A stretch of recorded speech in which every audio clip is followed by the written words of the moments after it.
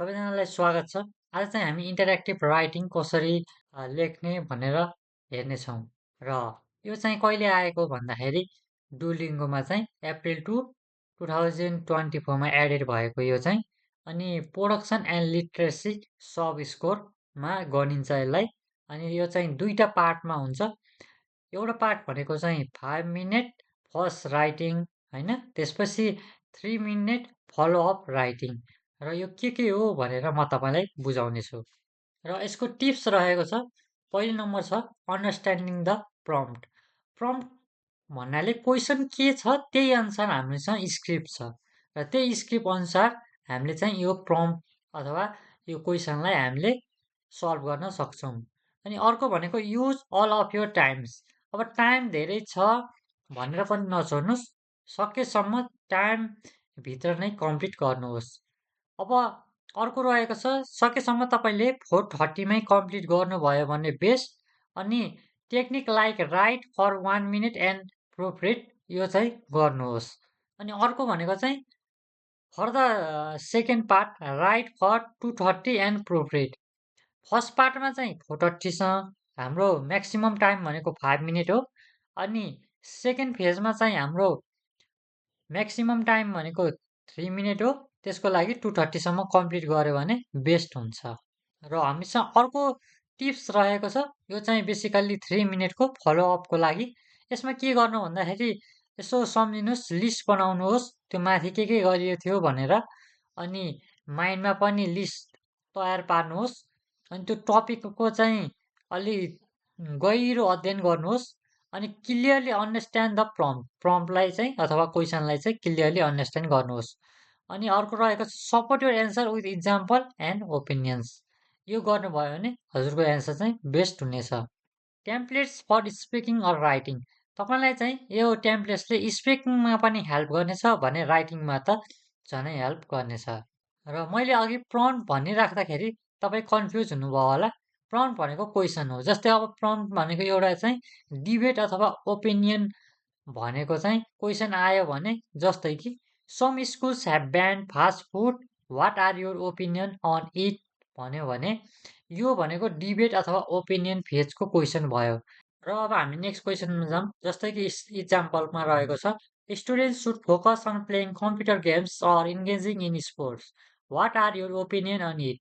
यसको लागि हामीले के गर्नु पर्यो भन्दा सुरुमा जेनरल इन्फो दिन पर्यो। जस्तै कि the debate over whether students should prioritise playing computer games or engaging in sports is a common one. Both activities have their unique benefits and appeal to different interest and preference. यसरी भन्नु पर्यो general information. त्यसपछि अर्को रहेको छ support one term.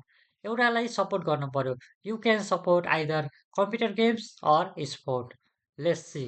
अब हामीले चाहिँ एउटा टर्मलाई सपोर्ट गरौँ, त्यो हो प्लेइङ कम्प्युटर गेम्स। जस्तै कि playing computer games can develop cognitive skills such as problem solving, critical thinking and strategic planning. Additionally many computer games help improve hand eye coordination and reaction time. यसरी भन्न सकियो। अब अब हामीले त्यसपछि के दिन पर्यो, ओपिनियन वान दिन पर्यो। On the other hand, computer games can offer students a way to relax and unwind. They provide immersive experiences that can stimulate creativity and foster digital literacy, which is increasingly important in digital world. यसरी भन्नु पर्यो opinion one. अब तपाईँसँग time extra रहेछ भने opinion two पनि दिन सक्नुहुनेछ। Additionally, deciding on a career only help in proper planning, such as selecting the right educational programs, gaining relevant experience, and building a professional network. This step-by-step approach increases the chances of long-term success. यसरी भन्न सक्नुभयो। इक्जाम्पलको रूपमा चाहिँ for instance a student passionate about technology who decided to pursue computer science can focus on relevant courses and internship, ultimately leading to a successful career in tech industry. अब कन्ट्राडिक्टमा चाहिँ हामीले प्लेइङ गेम्स भनिराखेका थियौँ, यसको विरोधमा जान पर्यो। जस्तै कि however some argue that making a career decision at a young age can be overwhelming. Youth may lack the life experience and self-awareness necessary to make such a critical choices leading to stress and regret later in life. यसरी भन्नु पर्यो अनि कन्क्लुजनमा चाहिँ in conclusion while career decisions are undoubtedly important, they should be made with careful consideration and flexibility. Youth should explore their interests and seek guidance to make informed decisions that align with their aspirations and skills. यसरी तपाईँहरूले भन्न सक्नुहुनेछ। र अर्को पनि मैले तपाईँलाई template कसरी युज गर्ने भनेर यहाँ सेयर गर्दैछु। जस्तै कि तपाईँले जेनरल इन्फोमा यहाँ भएको चाहिँ 5वटा कुरा अथवा यो सेन्टेन्सलाई युज गर्न सक्नुहुन्छ, जुन युज गर्दा पनि हुनेछ।